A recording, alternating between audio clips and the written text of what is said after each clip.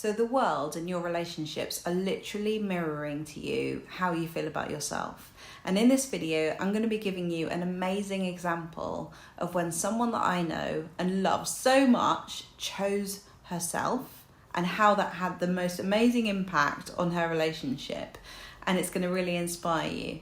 So before I get into this video, I want to let you know that I have a sale on my one-to-one coaching, and I haven't done this for a really long time, and I'm really excited to get to know more of you. If you've been looking for support, guidance on your manifestation journey, I'm a manifestation coach and a life coach, and I would love to support you in whatever way you need. So whether it's specific person stuff, life stuff, business stuff, money stuff, all of that I can help you with.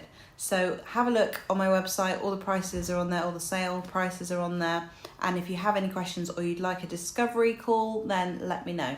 So, okay, choose yourself and you will be chosen. I mean, that's the idea, right? So when we choose ourselves, we have the ability to completely transform relationships. So growing up, I was always told that I was really good at relationship advice, which is really weird because I never had a successful relationship growing up. And what I think it was that I was always observing other people's relationships. I was always very interested in relationship dynamics and the self. I've always been interested in personal development. So I was learning from my friends, and I was learning from my friends' mistakes, and I was learning from my friends' successes. So I'm going to tell you a story about my friend in this video, and it's an example of how I learned from my friend, and it's very, very interesting. So my friend was in this relationship, and she was just having a really bad time. Like, he was being really immature, really emotionally not where she was. He was just doing everything that you can think of that goes wrong in a relationship went wrong in this relationship. It was bad.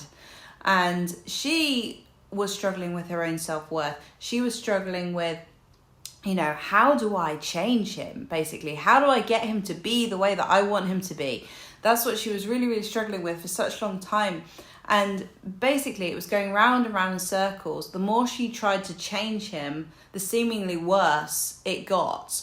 And it really reached a point where she was, stressed, where she was anxious, where she was so unhappy. And she got to the point where she was like, I just have to choose myself. Like, I'm gonna have to leave him, basically. I'm going to have to stop trying to change him because he's not changing. I need to choose myself. So basically, she decided internally, I choose myself, and her energy changed. Her energy was like, I've left this relationship. Even though she hadn't yet left it, her energy was, I don't want that. I'm not having that version of this person. I'm not having this person in my life. And really what happened was her energy changed so much. There was a different vibe in the room. And he said to her, you're leaving me, aren't you? And she said, yeah, I am. And she meant it. She really, really meant it. The next day, he's, looking at courses, he's got a coach, he's working out how to be a better partner, he's looking at all the things that he was doing and how it might have affected her. It literally was the biggest turnaround that I have ever seen. It was crazy. So this is the thing where people get stuck, right? Is that to make a decision to choose yourself, it also means that you also have to face the sadness with that and the disappointment, okay? But it's so powerful when you go, I know this is gonna hurt, but I still choose myself.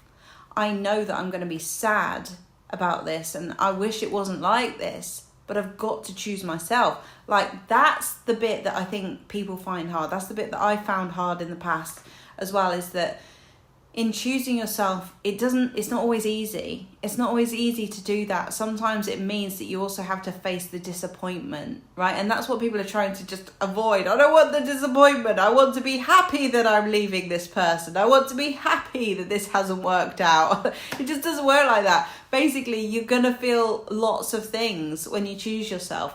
I think the most powerful thing about that about her choice in that moment was like, well, you know what?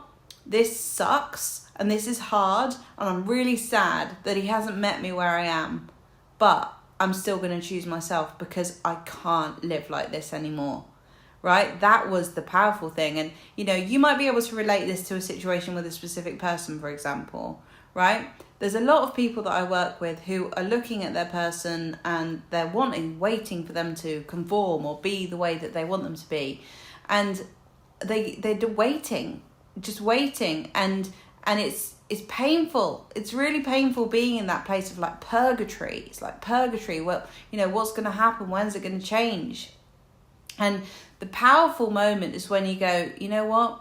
I choose myself. Like, this isn't what I want. This version of this person is disappointing me. And it's sad. And I deserve better. And I'm not saying in this that you have to, like, just say goodbye to your specific person. I'm not saying that. But basically, when you decide, just, no, this isn't what I want. I want better for myself, and this person, as they are right now, I don't want that. And I'm choosing myself. So I can say no to this and I can walk away, and I'll be sad. I'll be really sad about that, but I'm still going to choose myself. And okay, so in this situation, in the story that I've told you, it happened really quickly. Like, he basically immediately changed immediately, and now they have an amazing relationship. Now the relationship is the best that it's ever been in years, and you know, they're so connected, they're looking out for each other, they're supporting each other's triggers. It's amazing. It's honestly a beautiful turnaround of event that happened very quickly, but sometimes it doesn't happen straight away. Sometimes there's a bit of a time delay. So for example, I did this with Johnny. Whenever, you know, we were talking, he was saying I love you, but we weren't officially together. Then I found out he's actually dating other people as well, and okay, it's fair enough because we're not officially together, so what can I do? But for me, that was like a no, I'm not involved in this. That was my big moment of no more. And I'm really sad about it. And it sucks because I feel like you don't love me. And, you know, I have to accept that. But I'm not doing that. I'm choosing myself. Goodbye. I'm not involved in this anymore. And did he conform straight away? No, he did not. It took months and months for me to see a change, right? So what I'm saying is that when you choose yourself, don't do this to change someone.